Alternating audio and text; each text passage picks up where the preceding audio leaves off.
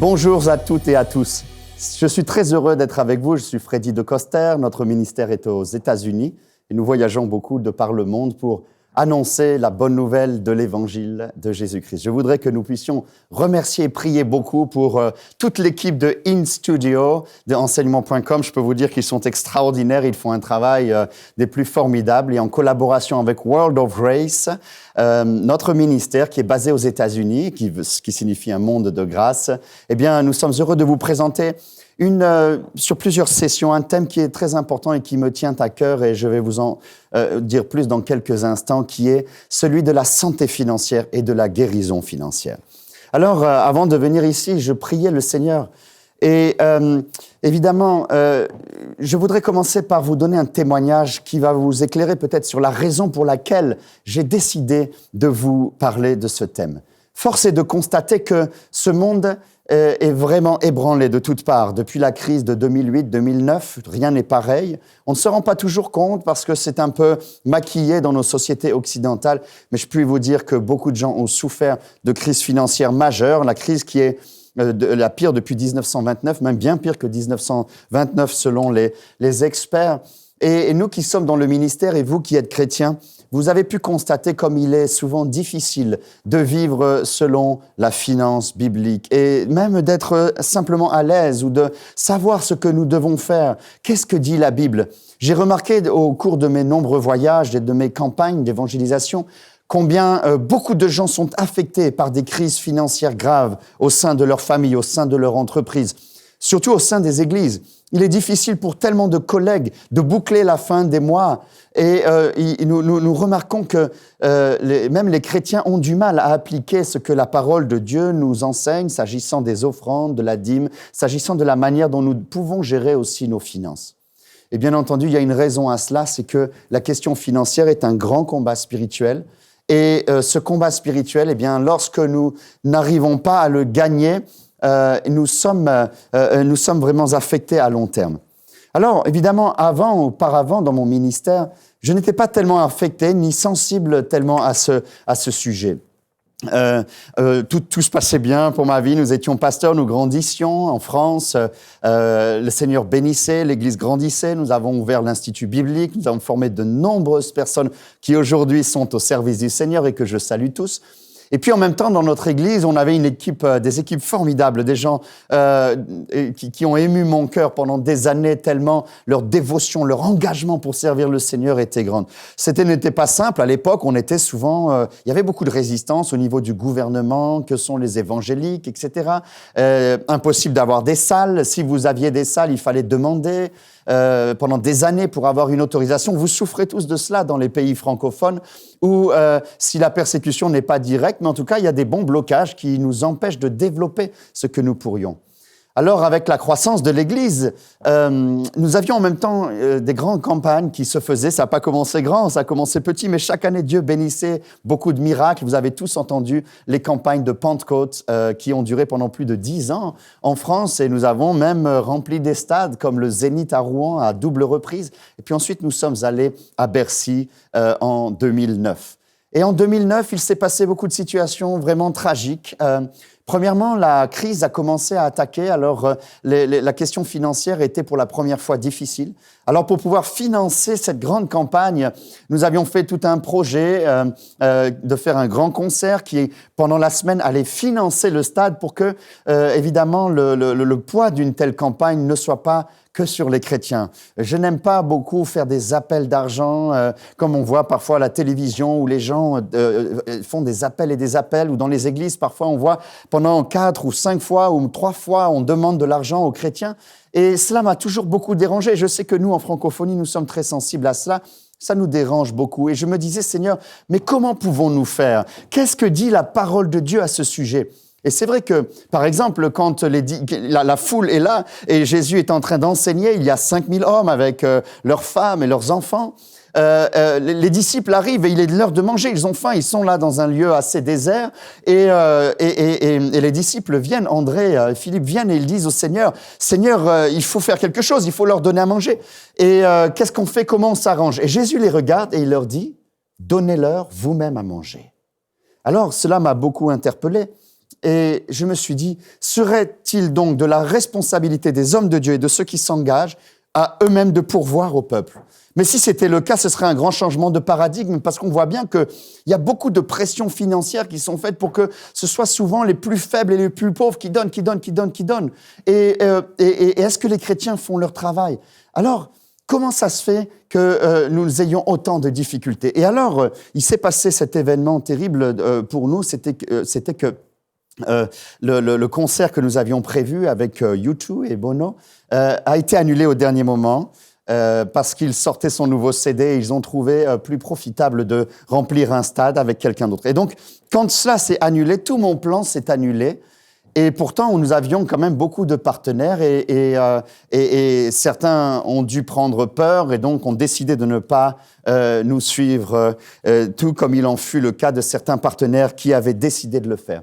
S'agissant des chrétiens, cette année-là, nous avons été très surpris puisque plus de 50% des gens qui avaient fait une promesse de don, et ça arrive très souvent, tous ceux qui servent le Seigneur vous le diront, eh bien, n'ont pas accompli leur promesse de don, ce qui fait que nous avons perdu beaucoup d'argent et ceux qui connaissent notre témoignage savent que ça a été extrêmement difficile. Si toutes les promesses avaient été données, eh bien, le budget aurait été comblé. Alors nous nous sommes retournés essayer de trouver diverses situations et seulement une poignée de personnes avaient à cœur de nous aider. Et à ce moment-là, nous avions le choix avec mon épouse soit de faire une foreclosure, c'est-à-dire soit d'arrêter. La loi nous demandait en France de déposer le bilan. Et puis à ce moment-là, avec nos équipiers, nous étions en réunion et je leur ai dit, mais que dit la parole de Dieu à ce sujet ? Est-ce que nous devons suivre les lois de ce monde lorsque la loi principale est celle de l'amour, celle de la parole donnée? Et nous, les chrétiens, quand nous disons un oui, le oui doit être donné. Quand nous disons non, c'est non. La Bible dit que ton oui soit oui, que ton non soit non. Et je disais même à mon épouse, mais chérie, même si c'est un banquier, nous lui avons dit, oui, nous lui avons dit que nous allions payer, nous devons donc maintenant suivre. Et donc, nous avons décidé, avec mon épouse, de ne pas faire le dépôt de bilan et que nous payerions ce que nous avions à faire. Alors, évidemment, c'est un grand poids et souvent, je me suis posé la question si je n'avais pas été trop présomptueux parce que ça fait maintenant des années que ça dure. Évidemment, nous sommes très heureux parce que nous avons pu régler beaucoup de situations, mais il nous en reste encore. Dans ces moments-là, je dois vous dire que je me suis senti abandonné parce que quand tout va bien, vous savez, je vous le disais, ma vie se passait très bien, les études se passaient très bien, ce que nous entreprenions grandissait à chaque fois. On se sentait un peu comme un golden boy de temps en temps, vous savez. On allait chez les banquiers, ils nous suivaient. J'ai réussi à obtenir des choses extraordinaires. En même temps, nous étions en train de faire un grand projet immobilier parce que l'Église grandissait. Et on avait eu 16 motifs de refus de permis de construire. On les a démontés un par un. On a gagné. On allait faire une sorte d'hôtel avec des salles en dessous qui allaient autofinancer l'Église pour que ça ne soit pas sur le poids des chrétiens et que nous puissions garder notre argent pour évangéliser, ce qui est notre passion, vous le savez bien.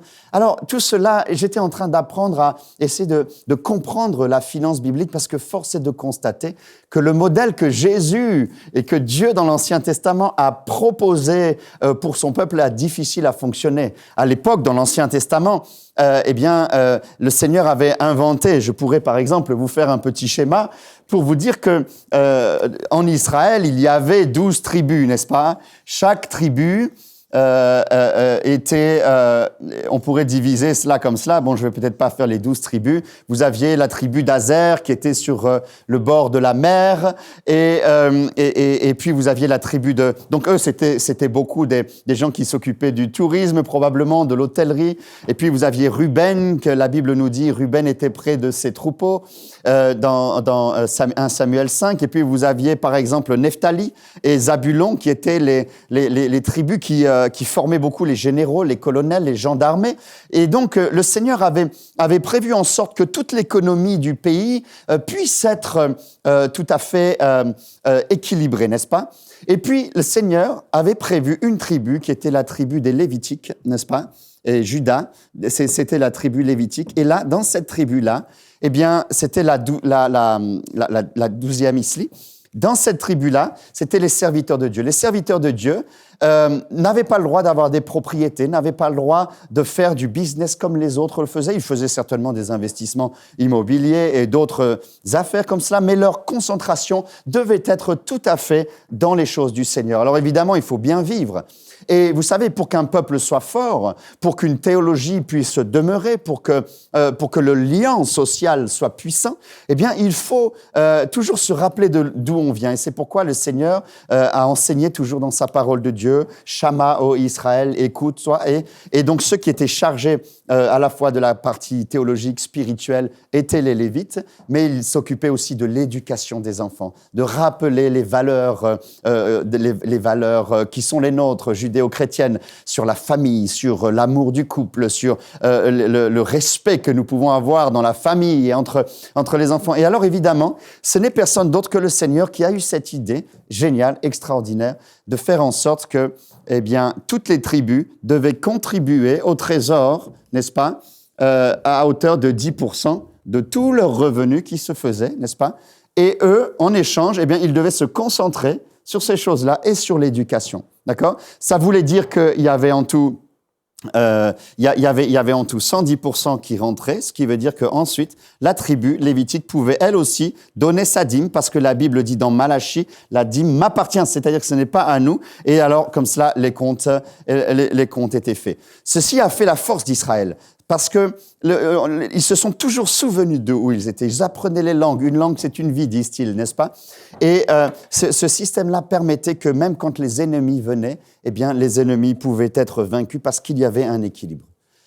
Cependant, maintenant, je dois vous dire quand même que même si nous sommes dans la période du Nouveau Testament, certains peuvent dire que ça, c'était passé, c'était l'Ancien Testament, mais je ne crois pas, puisque ça a été révélé avant la loi, donc je pense que c'est une affaire de foi. Abraham, Melchisédek, vous comprenez qu'il y a une attitude. Quand on a la foi, eh bien, on a envie d'investir dans les choses du Seigneur. Et vous savez maintenant, que vous soyez pour ou contre, ou que vous pensiez que c'est plus que la dîme, c'est 90% et vivre avec 10%, cela vous appartient. Mais si on commençait déjà par la base, n'est-ce pas, de ce que le Seigneur nous a enseigner, ce serait déjà une bonne chose, parce que j'aimerais vous dire quelque chose. Moins de 3 à 5% des chrétiens aux États-Unis, par exemple, donnent leur dîme dans leurs églises. Et en Europe, c'est parfois beaucoup pire. Le résultat, c'est que l'Église a perdu sa puissance. Vous allez me rétorquer, oui, mais il y a eu des abus. Bien sûr qu'il y a des abus. Mais notre piété personnelle ne dépend pas de la piété des autres. Et nous affaiblissant comme cela, eh bien, l'Église ne peut plus faire des hôpitaux. L'Église ne peut plus s'occuper des veuves puisqu'il n'y a plus de fonds, ni des orphelins. On ne peut plus faire les œuvres de bienfaisance, les œuvres de charité. On ne peut plus envoyer des pasteurs et encore moins des missionnaires. Il y a 100 ans, c'était une gloire pour chaque famille que de soutenir un missionnaire. Maintenant, quand vous faites un appel pour des missionnaires, nous, je peux vous le dire, parce que nous essayons d'en faire, c'est extrêmement difficile. Et alors, finalement, j'ai été vraiment beaucoup interpellé dans ma vie à ce sujet. Mais l'explosion, les grandes difficultés que nous avons eues à Pentecôte, la décision que nous avons prise avec mon épouse de pouvoir essayer d'assumer nos responsabilités, ont provoqué un effet domino que nous n'attendions pas. Certains de ceux qui étaient avec nous n'ont pas compris notre position et nous les respectons et nous comprenons qu'ils n'aient pas compris. Et ils ont décidé, dans ce cas-là aussi, de s'opposer à nous sur les autres projets que nous avions. Et la peur ayant gagné nos équipes, eh bien, un vote a été fait et le projet s'est suspendu. Ce qui fait que non seulement nous avions maintenant perdu ce qui s'était passé à Pentecôte, mais tout notre projet immobilier, dans lequel nous avions beaucoup investi, où nous avions mis des années d'économie dedans, eh bien, c'est à la fois détourné. Les banques également, à cause de la crise, ont décidé de ne pas financer la deuxième part du projet, et ce qui fait que soudainement tout a commencé à tomber en lambeaux, et c'était terrible. Et mes amis, j'aimerais vous dire quelque chose. À partir de ce moment-là, j'ai expérimenté ce que j'ignorais auparavant. Oh, j'avais bien entendu ceux qui souffraient à cause des finances. Je savais bien que 50% des couples les couples qui se disputent une fois par semaine à cause des problèmes d'argent ont 2 fois plus et probablement 4 fois plus de chances de divorcer que de ceux qui ne se chipouillent qu'une fois par mois sur les problèmes financiers. En tant que pasteur, nous avions rencontré tellement de situations dramatiques. Mais vous savez, vous encouragez les gens, vous donnez des conseils, mais pour nous, ça allait bien. Nos investissements fonctionnaient bien, nos œuvres grandissaient, comme je vous le disais. Ça allait bien, ça allait bien. Mais là, maintenant, tout est détruit. Un jour, on voit arriver les huissiers qui nous menacent. « Vous êtes qui? De Coster ?» Et ils commencent à nous parler comme si nous étions des chiens. Les enfants qui étaient là, « Papa, c'est qui ?» Ils commencent à nous menacer, ils commencent les lettres qui viennent. On apprend un nouveau vocabulaire, les ATD, les OTD, c'est-à-dire les saisies immobilières. Pour quelques dollars, euros, parfois en négatif, les banques commencent à nous mettre tellement de frais. Et soudainement, alors que nous aurions pu régler la situation beaucoup plus vite, nous voyons que ça s'emballe et ça s'emballe. Si bien qu'à un moment donné, pour juste pouvoir survivre, nous avons dû faire un crédit à la consommation. Mais les crédits à la consommation, les seuls qu'ils vous donnent, les Cofidis, etc. Allez-y, c'est formidable, etc. Vous disent-ils la publicité extraordinaire, ça va vous aider. Mais une fois que vous êtes pris dans un taux d'intérêt qui est incroyablement difficile. Et puis quand les choses ne vont plus, quand vous ne pouvez plus ouvrir la bouteille de champagne pour les invités, eh bien vous êtes de plus en plus seul. Quand vous appelez au téléphone, tiens, on se voit là, tu sais, je suis occupé. Soudainement la solitude qui vient nous voir. Je me souviens, ça s'est aggravé. Je me souviens qu'à un moment donné, j'ai dû cacher les jouets des bébés et des enfants dans la forêt. Tellement, nous ne voulions pas qu'ils prennent cela. Nous voulions être justes à la fois, mais en même temps, il faut survivre. Comment allons-nous faire? Et puis, en plus, boum, d'autres attaques viennent. Nos locataires ne payent plus. Soudainement, même nous avons du mal à payer tous les mois. Et puis, n'ayant plus maintenant... et puis, voilà, en plus, il y avait cet effet domino. Donc, l'entreprise s'arrête. Nous ne pouvons pas construire les projets que nous avons. Et nous devons maintenant payer d'autres choses. Alors, cette fois-ci, c'est l'IRS. Et puis, la TVA qui s'accumule. Nous avons essayé de faire une entreprise pour essayer de vivre, n'est-ce pas, puisque nous étions dans un moment difficile. Et alors, nous étions dans un système, ça commençait très bien à marcher, les équipes étaient là. Et puis, le gouvernement change une loi, ce qui fait que tous nos contrats tombent d'un coup, 22 équipes à mettre au chômage. Et il faut payer, ça coûte tellement cher en France quand vous embauchez quelqu'un, etc. Et ça s'est accumulé, c'était la terreur. Pendant ce temps-là, je travaillais nuit et jour à éteindre les incendies. Les privés qui nous avaient aidés, les personnes âgées ou les gens qui avaient mis aussi, qui voulaient investir pour l'œuvre de Dieu, qui nous avaient prêté, disaient « Pasteur, s'il vous plaît, aidez-moi, qu'est-ce que je peux faire ?» Et moi, mon cœur était déchiré. Je disais « Mais attendez, je vais vous payer dès que possible. » Et je criais au Seigneur, « Seigneur, comment faire ?» C'était terrible, c'était terrible. Alors nous avons réglé beaucoup de situations. Dieu nous a fait grâce, nous avons reçu des dons, des gens nous ont aidés, mais ça ne suffisait pas. D'un autre côté, beaucoup aussi ne l'ont pas fait. Nous avons demandé à des amis de faire un appel pour que les chrétiens puissent nous aider, puisqu'ils étaient tellement bénis toutes ces années. Ne pouvaient-ils pas donner 10 € par personne? Et certains d'entre eux nous ont répondu, non, c'est la date des vacances, ils ont besoin de leur argent pour aller en vacances. Alors, ok, ça n'a pas pu être fait. Ensuite, notre situation a été terrible, des faux témoignages ont été montés de toutes pièces. Un site a commencé à faire valoir toutes ces choses. Et là, maintenant, non seulement nous avions les problèmes financiers, mais là, nous avons vécu la trahison. Nous avons vécu les insultes. Une fois, pendant une journée, plus de 1000 insultes. Les gens nous traitaient d'escrocs, de méchants, de voleurs, que nous avions voulu faire perdre la maison des gens. Nous pleurions nuit et jour. Ma femme se cachait dans les armoires pour pleurer, pour que les enfants ne voient pas. Et puis devant les enfants, nous essayons toujours de leur montrer comme ce beau côté de la grâce du Seigneur qui continue. Oh mes amis, on a tellement souffert. Une catastrophe en amène une autre, une catastrophe en amène une autre, et on était frappés de tous côtés. Et quand vous êtes comme ça, vous commencez à crier. Vous criez au ciel et vous dites « Seigneur !» Je me souviens, à un moment donné, c'était tellement insupportable pour mes enfants, pour ma femme. Ils avaient peur, ils arrivaient comme ça. Ils arrivaient en pleine nuit, parfois. Une fois, 3 gaillards, je n'étais pas là, arrivent comme ça, ils tambourinent à la porte. Ils font peur à ma femme, vous allez voir ce qu'on va vous faire, etc. Nous avons décidé avec mon épouse qu'ils partent pendant quelques semaines en Argentine, voir ses parents pour qu'elle puisse souffler, n'être pas dans la terreur du jour et la souffrance de la nuit, et que son lit ne soit plus une piscine baignée, remplie par les pleurs de la souffrance et de l'injustice. Et moi, je travaillais nuit et jour, j'essayais de reconstruire une entreprise, mais comment pouvez-vous faire quand vous n'avez pas de capital? Certains amis nous ont aidés, mais d'autres, nous n'osions même plus leur téléphoner. J'allais dans une pastorale, j'étais peut-être comme une persona non grata. J'avais l'impression que avoir un problème financier parce que nous avons essayé de nous battre pour sauver des âmes était le pire des péchés dans nos pays. Il aurait mieux fallu peut-être, je ne vais même pas citer les péchés qui me viendraient dans la tête. Et là, peut-être que l'Église nous aurait pardonné plus facilement, mais celui-ci était impossible. Il s'agissait de quelque chose de tabou. Il s'agissait d'un problème qui était insupportable pour les gens. Alors, quand j'étais ici dans cette situation, j'ai crié à Dieu. Pas de réponse.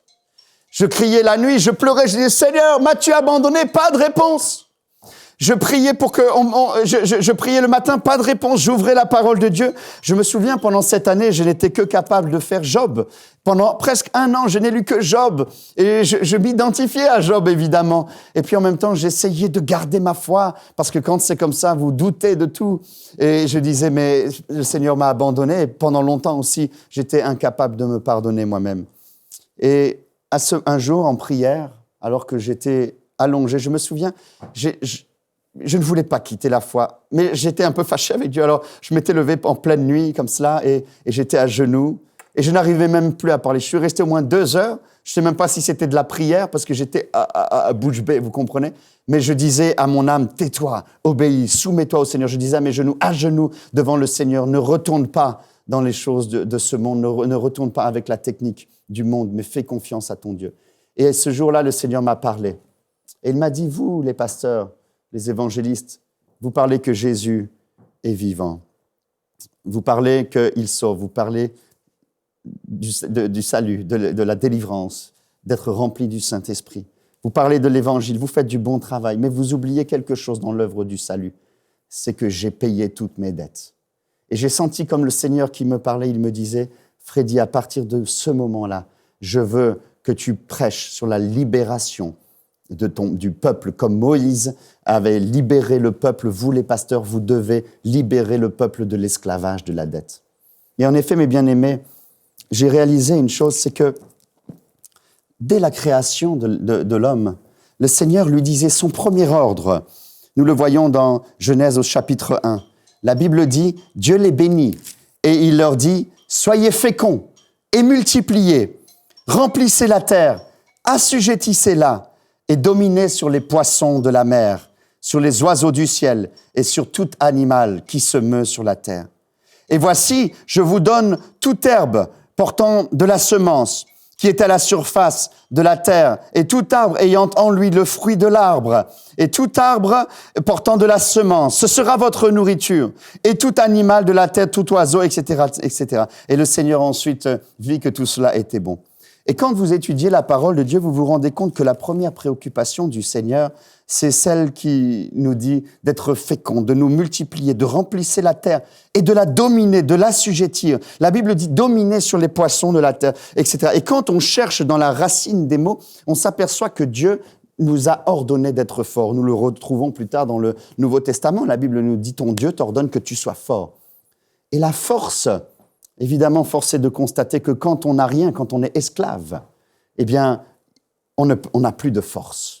Quand on est esclave, on dépend de la volonté de quelqu'un. On travaille pour rien. Notre valeur ajoutée n'est pas importante, n'est pas mise en valeur. Et le Seigneur a dit, je ferai de vous la tête et non la queue. Non pas pour que nous fassions une sorte d'égoïsme ou d'évangile de la prospérité qui ferait prendre l'argent des autres pour nous-mêmes. Non, mais ce qu'il nous dit, c'est donnez-leur vous-même à manger. Vous avez reçu une puissance. Et ce mot, c'est le mot dynamis, dunamus, hein, n'est-ce pas? Et la Bible dit, vous avez reçu la puissance. Ton Dieu ordonne que tu sois puissant. Parce que si tu es puissant, tu pourras faire une chose, tu pourras donner, tu pourras faire le bien, tu pourras nourrir toi-même les gens, tu pourras construire, tu pourras développer selon les valeurs que le Seigneur t'a données. Et alors, toute une réflexion est venue et j'ai étudié pendant longtemps. Je me suis dit, mais Seigneur, nous, on nous a dit que l'argent était mal. Et le Seigneur m'a repris. Non, ce n'est pas écrit que l'argent est mauvais. C'est écrit que l'amour de l'argent était quelque chose de mauvais, mais non pas l'argent en lui-même. Nous savons tous que l'argent est le nerf de la guerre. Et donc, un des plus grands combats spirituels, et c'est pour ce quoi nous allons faire maintenant toute cette série, c'est de pouvoir comprendre que les finances sont un des plus grands champ de combat spirituel dans nos vies. Si nous pouvons avoir un problème financier, si nous ne maîtrisons pas nous-mêmes les finances et l'argent comme si c'était un serviteur et si l'argent est notre maître, si nous sommes encore émotionnellement attachés tellement à ces choses, eh bien nous allons retomber dans l'esclavage que le Seigneur nous a libérés. Je vous en parlerai plus tard, évidemment, de la parabole de Luc 19. Vous pouvez l'étudier en attendant la prochaine session. Étudiez bien la parabole des talents dans Luc 19 et vous vous rendrez compte que pour la première fois, c'est la première fois où le Seigneur, et la seule fois qu'on voit dans le Nouveau Testament, que le Seigneur fait un amalgame entre l'être et le faire. Normalement, il sépare toujours l'être et le faire. Même si nous avons péché, il nous considère comme ses enfants et il veut nous pardonner. Mais là, quand nous n'avons pas bien administré les finances et les talents qu'il nous a donnés, il n'y a pas que les finances, il y a le temps, il y a les talents, il y a les capacités qu'il nous a données et que nous n'avons pas multiplié nos talents. Nous sommes juste allés à l'église et puis attendre le dimanche. Eh bien, c'est très, très dangereux parce qu'à ce moment-là, Jésus, c'est le seul moment dans la parole de Dieu où il dit à ceux qui ont multiplié, qui se sont efforcés pour la valeur de l'évangile, il dit « Bon et fidèle serviteur, rentre dans la joie de ton maître. » Et à l'autre qui a eu peur, qui a dit « Ouh là là, il va y avoir des risques, je mets sous le mouchoir. » Et d'autres qui sont partis comme ça et qui n'ont rien fait, qui ont perdu. Il dit « Mauvais serviteur », il dit même plus, il dit méchant serviteur, ton cœur est méchant parce que tu prétends aimer Dieu, mais tu ne t'engages pas à fond pour lui. Et donc, ce faisant, tu participes, j'imagine, pense-t-il cela, à la dégringolade de la foi dans ce monde qui a besoin de la force de chacun de ses soldats, de chaque personne pour pouvoir s'en sortir et pour pouvoir grandir. Alors, ça m'a beaucoup interpellé, ça m'a beaucoup choqué. Alors, depuis ce temps-là, nous avons beaucoup appris comment résister à toutes ces banques? Comment se sortir de ces problèmes d'huissier? Comment retrouver une prospérité qui nous permette de retrouver suffisamment de moyens pour faire l'œuvre de Dieu? Parce que tout cela a un but, c'est de donner et de donner encore. L'évangile est une question de semence et de récolte. Dieu veut nous bénir, mais il veut que nous semions pour récolter parce qu'il a prévu pour nous des grandes œuvres d'avance pour que nous les pratiquions. Nous devons changer notre croyance. Nous devons changer de paradigme vraiment pour que nous puissions nous en sortir. Alors nous allons parler pendant ces sessions, d'abord pour ceux qui auraient pu vivre des moments difficiles, et ça pourra vous arriver à tous, parce que nous ne sommes pas, protégés contre les malheurs qui vont arriver. Mais ensuite, alors nous allons voir dans les premières sessions comment remonter dans un cas de problème. Que dit la parole de Dieu sur les finances? Et je vais vous apporter des éléments pratiques qui sont basés aussi et qui sont inspirés pour beaucoup, pour certains, de la Financial Peace University de Dave Ramsey. Vous pouvez aller aussi online. Et vraiment, c'est un homme extraordinaire à qui Dieu a parlé il y a plus de 20 ans pour faire des cours vraiment pour aider les chrétiens à agir selon la finance biblique. Et évidemment, nous avons aussi terminé, je suis diplômé. Et donc, je peux vous donner aussi cela. Donc, nous allons d'abord aborder dans la prochaine session quelles sont les 7 premières étapes pour une finance biblique pour retrouver vraiment de la force. Et puis ensuite, lorsque nous aurons vu comment remonter et comment se sortir des dettes, nous allons parler dans les prochaines sessions sur comment nous défendre, n'est-ce pas? Comment nous défendre par rapport à ce qui pourrait arriver. Et puis ensuite, quand on aura étudié sur les stratégies de défense, eh bien, nous passerons à une autre étape, comment planifier l'avenir. Et tout cela pour que ensuite nous puissions recréer de la force et recréer de la puissance, du dynamisme, afin que maintenant de pouvoir donner comme jamais, de pouvoir s'engager et de pouvoir sublimer nos existences. Que Dieu vous bénisse et je vous dis à la prochaine session parce que je vous donne rendez-vous, ça va être formidable, préparez-vous, nous allons aller maintenant dans le concret. Oh, il y aurait tellement à dire, vous savez, mais je pense que vous avez saisi ici l'essentiel de la raison pour laquelle, avec nos bien-aimés, nous avons fait la guérison financière. Que Dieu vous bénisse. Cette émission est rendue possible grâce au précieux soutien des partenaires d'Enseigne-moi Canal International. Retrouvez tous nos programmes sur emcitv.com.